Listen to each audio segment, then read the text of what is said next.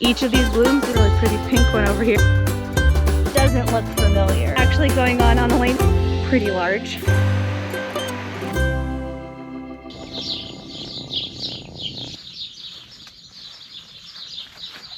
Hello, welcome back to Sage and Stone Homestead. My name is Heather.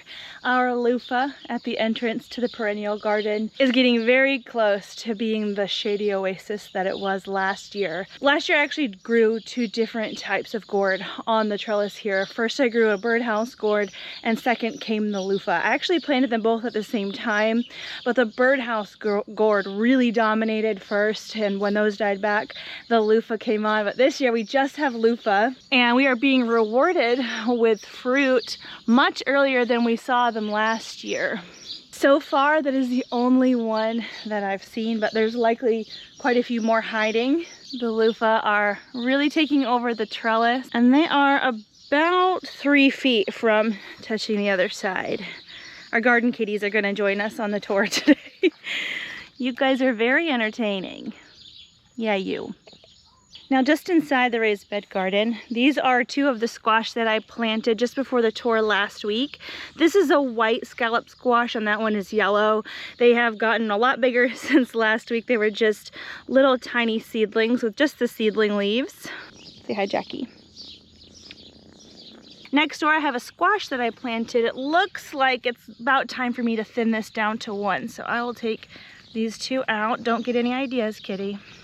Depending on the variety of each, squash tends to mature faster than melons. This particular melon I think needs about 110 to 120 days from seed to maturity, while this summer squash back here needs only about 60 days. Some of my okra are experiencing some sort of pest damage. I haven't seen the pests themselves, but I'm just gonna leave them for now and we'll see if they can come out of it. Sir, you are not helping the situation. We don't lay on the plants. I know you're new here.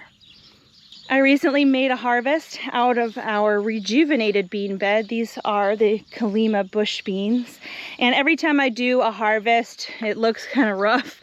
It looks like someone has been rummaging through here, but this will perk up pretty good in the next couple of days, and then I'll be ready to harvest again and mess it up again. Look at all of the new blooms though. These beans I put in this bed before our last frost of winter. We did end up getting a late frost. The beans were probably about this tall and we covered them and they survived, and their first flush of beans was good. Like, I was really happy with the yield, and then they kind of died back and I thought, okay, that's it, we're gonna have to plant some more beans, and I just left these here. Well, then one day when I essentially came out to pull them out, I noticed that there was a lot more foliage, and so I left them, and now we have probably 3 times the amount of blooms than we had the first time they fruited, so I'm glad I left them in. Each of these blooms is gonna be a bean, so that's very exciting.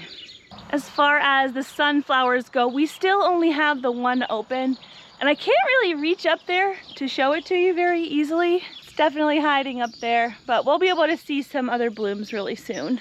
I noticed that I had another few volunteer tomatoes in the raised bed garden. I'm hoping that this one is a Belgian Giant.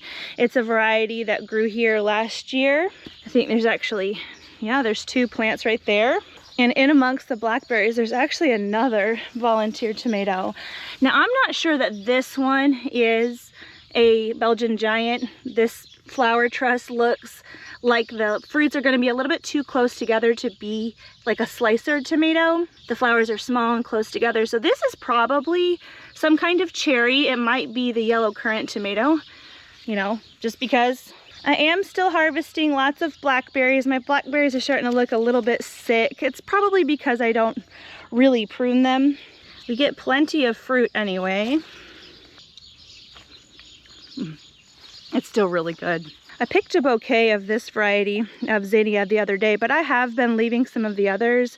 I do want to come through here relatively frequently, maybe every couple of weeks or so, and take out some of the older flowers just to encourage this to bloom all season. This really pretty pink one over here, it kind of stands out from the rest that are a little bit more muted in color. The strawberries that I plan to put in this Greenstalk to replace the tomatoes that have definitely seen better days are barely starting to germinate, and I think it's going to be possibly not until next year that I'm able to move those out. I don't I'm still trying to decide. I need to see how well they establish and if I can get them in here and established before our first frost comes, which is usually around the end of October. If we don't put something in here, this Greenstalk very well may be a little bit bare. So if you have an idea of what I could put in here, I was thinking beans, but these guys are doing so good. I don't really know what to put here. Give me some ideas. Over here in this wild part of the garden, our volunteer tomatoes are a lot bigger than they were last week. These ones are starting to show that they are probably a cherry type here. My guess is that these are probably the variety called blue creamberry, which I am growing in the greenhouse right now. These plants look a lot better than what I have growing in the greenhouse right now, so I'm very grateful to see them here. I do believe that this variety though, whatever this volunteer is a slicer. Can you see the difference on how far apart these blooms are? See these up here? The blooms are bigger and they're farther apart versus this here. So I think this is a cherry variety and this one is some kind of slicer. Yep, and my guess was probably correct on this one. That one looks like it's going to be a yellow cherry or a yellow currant tomato. There's at least one plant there. The grapes that we have over here are very close to being at the top of the trellis. These guys really took off in the last couple of weeks. And that's awesome. I just want to get these grapes established this year and we'll start harvesting next year. This bed over here is looking wild and crazy. We've got flowers, we've got tomatoes, we've got some volunteer ground cherries down here. It's wild, but it's super productive. And I think it's beautiful. This is a different type of grape, the Carlos muscadine grape. They are taking over the trellis very well. I had a bean over here that was trying to, overcome the grape on the trellis. I had to take that out, unfortunately.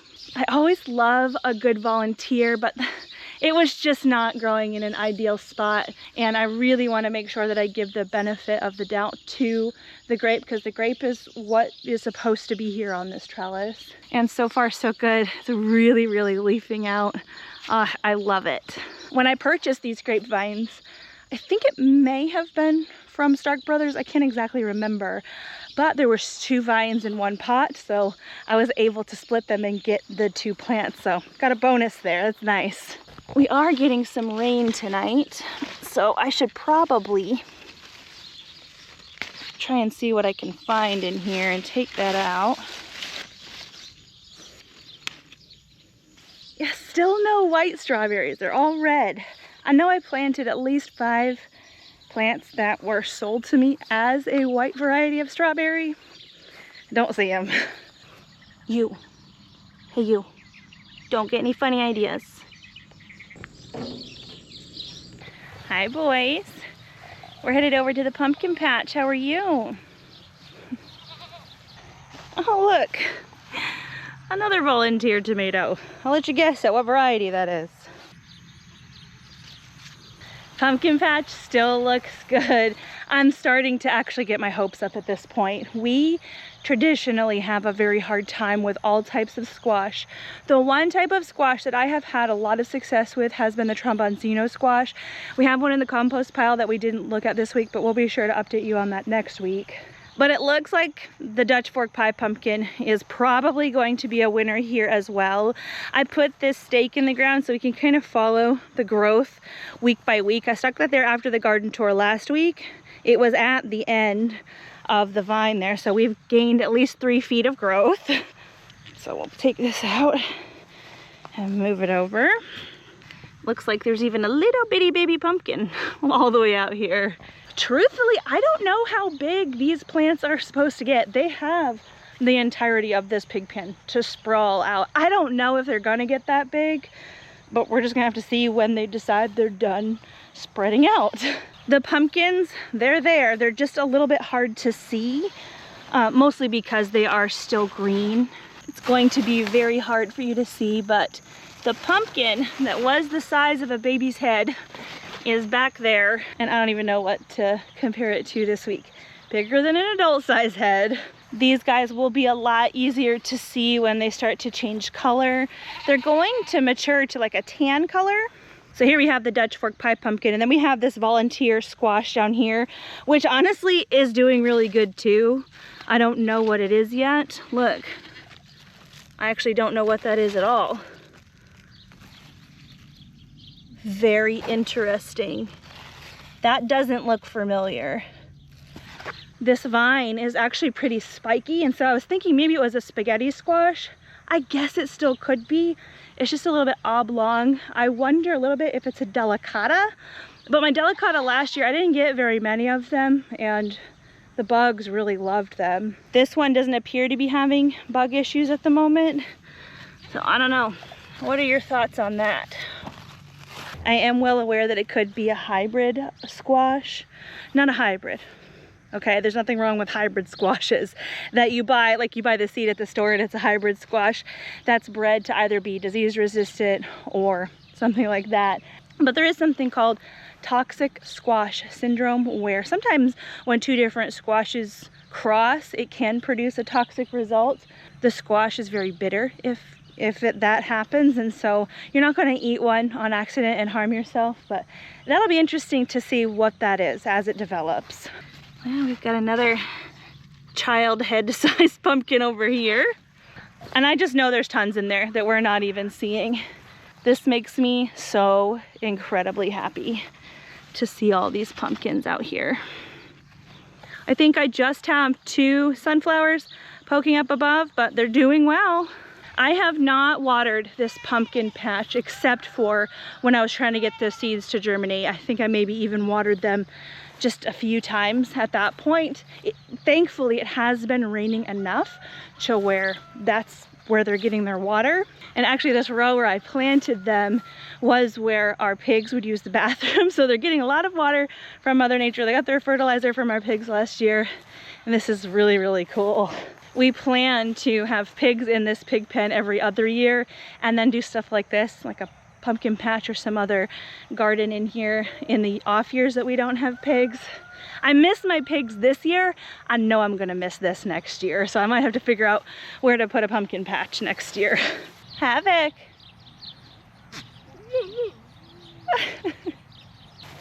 Good evening, Farrell. Oh, bless you.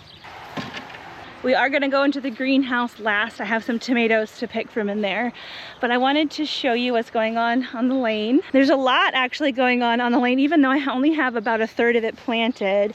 This is our armpit melon. It's a lovely personal sized melon of our own accidental creation. And look, we're starting to get little baby melons, or at least the start of them. For the last couple of weeks, it's just been these male flowers popping up. But now we've got our first sight of a female flower and a little fuzzy armpit melon at the base.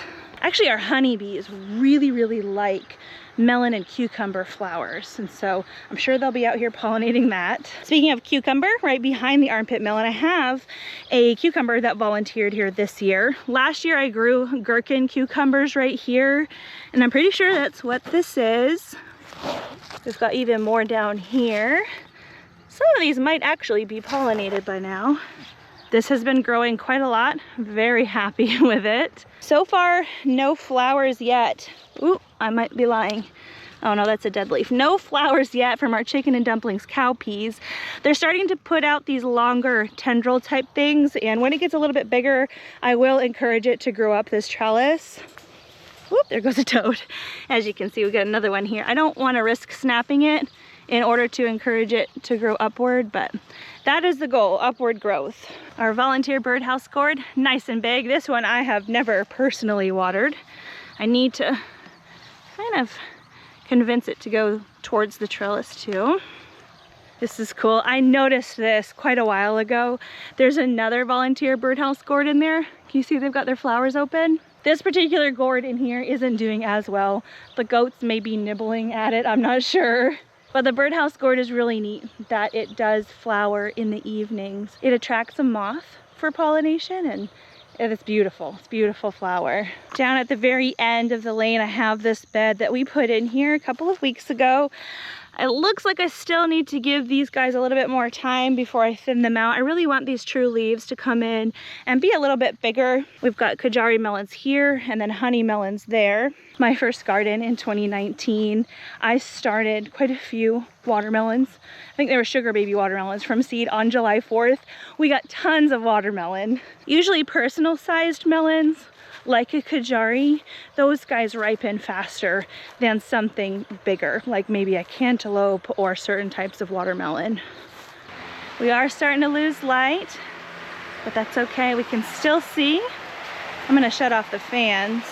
There we go, much quieter in here. You can probably see that we have a little bit of a wet floor situation in here. I really haven't had to run irrigation much here in the greenhouse. The raised beds that I have are actually not yet hooked up to an irrigation system. I'm finding that I need to water these a lot less than I had originally planned to, just because the soil inside them is retaining quite a bit of moisture, but I did want to water the pepper row. So the peppers definitely got water because I left the hose on all night. This is my first year trying to train peppers to grow vertically, and it's going really well. This pepper plant is about 5 feet tall. This one is a Tamdu jalapeno. I have been harvesting, so there's not a whole ton on here, but there are some. Some of the peppers are being overtaken by some of the ground cherries that I have growing in the bed next to them, but that's okay. So this particular pepper was labeled jalapeno when I planted it, and it's not, I don't think. This one has some sort of funky thing going on with it. But yeah, I'm not quite sure what these are. My husband says that they're hot. This is the only surprise pepper that we got this year, though. All the other ones appear to be the varieties that I planted. The Corno del Toro and the Marconi are huge. That makes me so happy. And I noticed over here that we do have some starting to flush. Look at that.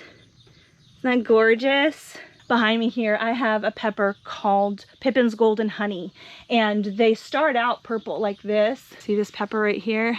And then they ripen actually from that purple to about a green, and then they turn a really bright orange, like goldeny orange color. Really cool. I actually harvested one yesterday because we wanted to have it with dinner, and I'll put that clip right here. I am currently scavenging for dinner in the greenhouse right now, but I wanted to bring you with me because I think I'm gonna pick this Pippin's Golden Honey pepper, and I wanted you to see it at its ripe color. So this one looks like it may actually be turning its ripe color as I do the garden tour, but this one, look at how orange and beautiful it is. So I know the lighting is gonna be a little bit different than when I actually take the garden tour, but there it is. Pippin's Golden Honey. And actually, I think I'm gonna snag one of these King of the North to have with dinner too. These guys do get a little bit bigger, but I'm gonna use this tonight. And then also a couple of these jalapenos. These are so good. They taste exactly like a jalapeno without all the heat. And I personally think that the flavor on these is best when they are cooked. So I'm just gonna saute it up with some sausage, add some rice, and call it dinner. On my agenda this week, I would really like to make some baba ghanoush. Now, I don't know, this particular eggplant variety was in a seed swap and it just said purple eggplant. I don't know how big it's supposed to get. I have two of these eggplants. There's that one, and then there's this one. This plant is doing a lot better. It's a lot bigger. So far, it only has one eggplant on it still, but this eggplant is pretty large. It looks good. I think I may leave it until the other one gets a little bit bigger so I can make the baba ghanoush with both of these. If you've never had baba ghanoush, it is a lot like hummus. It's really good. Instead of chickpeas, you use roasted eggplant, and it's delicious. Alrighty, so we just started to see some tomatoes blush a couple of weeks ago, and now we're starting to see several of them ripening. That one came off. This one is the Alice's Dream. There's quite a few cracks on the tomatoes that are in my greenhouse, mostly because I'm still trying to figure out how to water properly with this new soil that I have, but that is fine. It's another beautiful one. Over here are some of the biggest tomatoes that we have growing in the greenhouse. The Ponderosa Pink has started to ripen. You can pick tomatoes off of their vines and they will ripen if they have started to flush. Now, honestly, if you pick a tomato that's green, eventually that will also flush, but the flavor will be really, really lacking. But let's say you're having problems with things like birds coming and pecking at your fruit as soon as they start to flush. You can pick them at this point and they'll ripen indoors and be very good. I am going to choose to leave the blushing ones on and only pick the ripe ones today. Got some Romas in here. All right, I know a lot of you wanted me to grow the black crim tomato, and that is what this tomato is labeled as, black crim. I know I've seen other people harvesting the black crim and they are a little bit bigger. They're also darker than this. Does that look right to you? I have tried one of these already and it does have a smokier flavor like the purple tomatoes do, but I expected something different. Down here, I believe this one is the Dr. Witchies, and this one is nice and ripe. Pick that one. Beautiful. This one does have a crack, but it healed up pretty well. Really happy with this one. This Dr. Witchy tomato plant has a big one, about halfway up. I'm excited about that one. Today was the last day of our heat advisory, and the heat advisory goes until 8 o'clock, which is sunset here, and we are approaching sunset. But I'm sweating. I'm going to turn the fans back on in the greenhouse, so you're going to hear those. Over here, another ripe tomato that I have is the Kellogg's Breakfast. This one maybe could stay on the plant a few more days.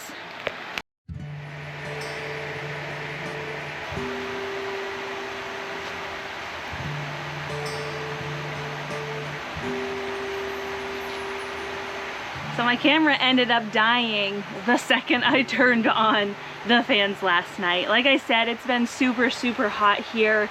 Today is the first day of many cool days to round out the month of July, which I'm super grateful for. I did end up picking that Ponderosa pink tomato and I wanted to show it to you. So far, this is the biggest tomato that we've harvested. There are some that are green that I think are going to be bigger. I'm happy with this, especially given that this technically is a first-year planting space. This is the first year that we have grown in these raised beds here. But it's also the first year that I've tried to grow a significant number of heirlooms inside of our greenhouse. I've grown a lot of heirlooms in ground and in our raised bed garden in the perennial garden space, and a lot of people will talk about how tomatoes tend to drop their blossoms in the heat, and that hasn't really been too much of an issue here until this year. This year I started to really notice it, and I want to show you what that can look like. So we have had heat indexes here over 110 the last couple of days, and when you see stuff like this, we've got this truss, there's like all of these stems where the flowers used to be, and because of the heat the plant just decided to drop them off, and sometimes you can just touch them and tell that they're gonna fall off, but these guys look like they're gonna hang on. Because we are seeing 80-degree temps and not 90 to 100-degree temps coming up for the foreseeable future in July, I think we're going to have a pretty decent explosion of green fruits on these plants, and those of course will turn into ripe fruits. They're just, a lot of them are really high up. As you can see, the tomatoes are pretty much, if I were to lay that one down and attach it to the trellis, it would be right in the center of the archway there. This is the Ponderosa pink, which I did essentially defoliate on the bottom because it did have some blight. See, there's still a little bit of it here. But these plants have been allowed to put out enough foliage to where they're still photosynthesizing pretty well. And I'm not sure if we're gonna be able to see them, but there are some big blooms up there. And there's some big blooms over here. So we still have plenty of fruit to get, which is awesome. I'm very excited. Now, the reason that I mentioned heirlooms in the beginning of this conversation is traditionally those are the ones, in my experience, that tend to have a harder time with the heat. I have grown some hybrids that were designed to deal with high temperatures. They did very well in the greenhouse here. They were called Heat Master tomatoes, and I liked them. I just grew tons of them all in one year, so I haven't tried to grow them since, because honestly I still have some in the freezer.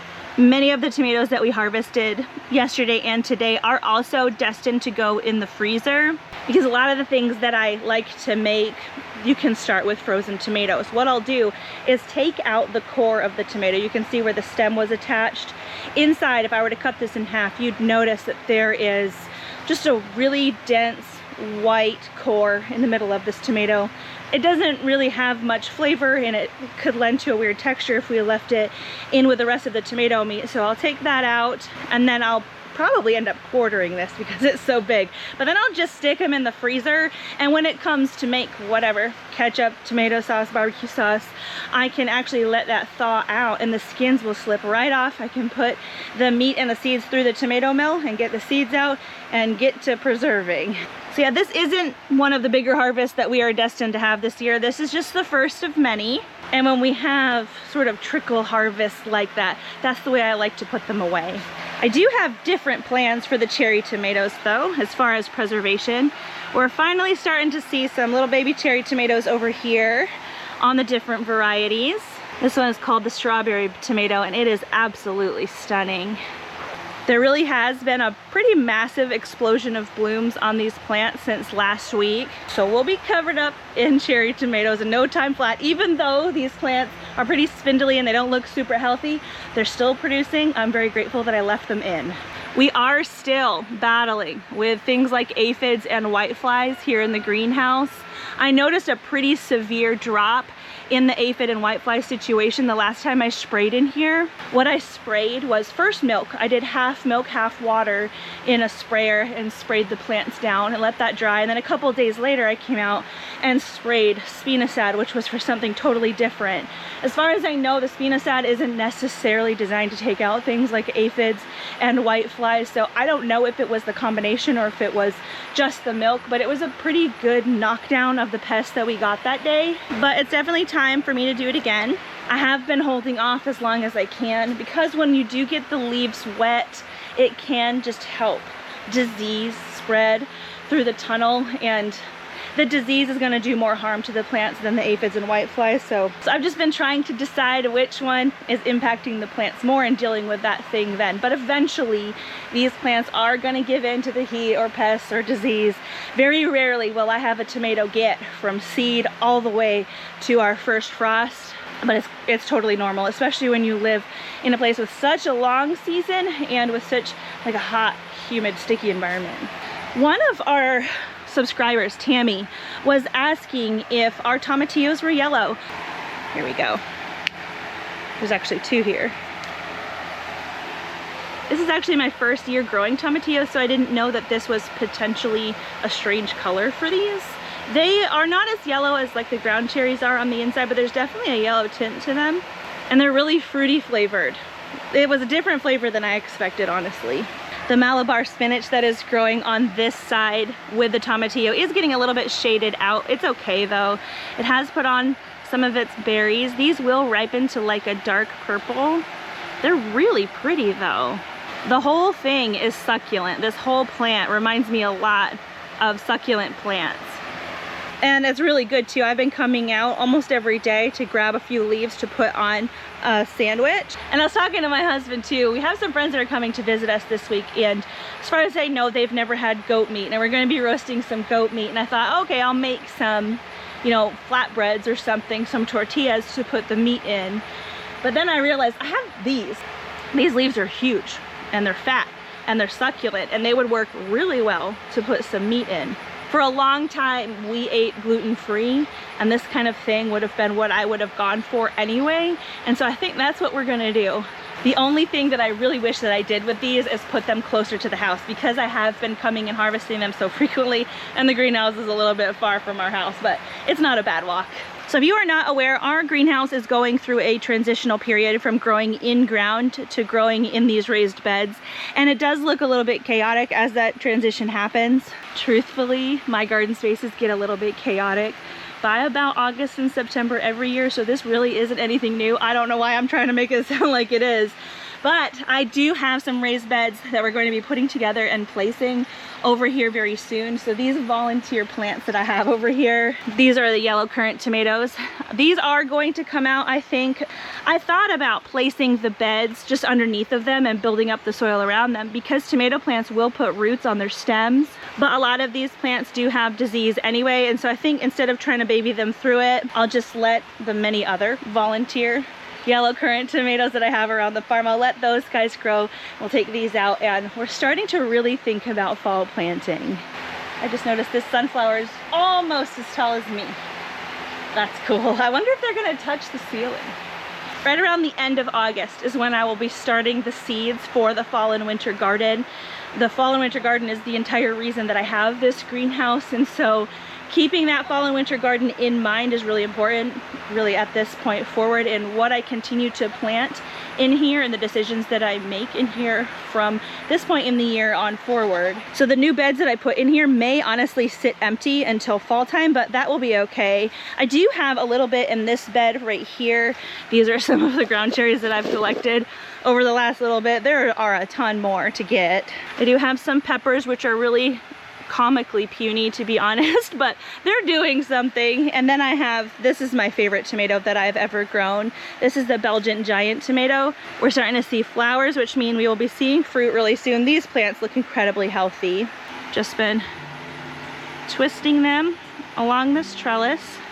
I really am liking this string trellis system. I've been stringing up tomatoes and peppers this way, and it has been very effective even with some of the very strong winds that we've had. The plants have held up really nicely. So yeah, I think I'll end this here before the camera decides that it's gonna die from the heat again. We are starting to finally harvest some tomatoes. We're going to be harvesting many more of them very soon. And I will be filling you in on exactly what I plan to plant in here for the fall and winter garden. So subscribe if you haven't already so you don't miss that video, and I'll see you guys again soon.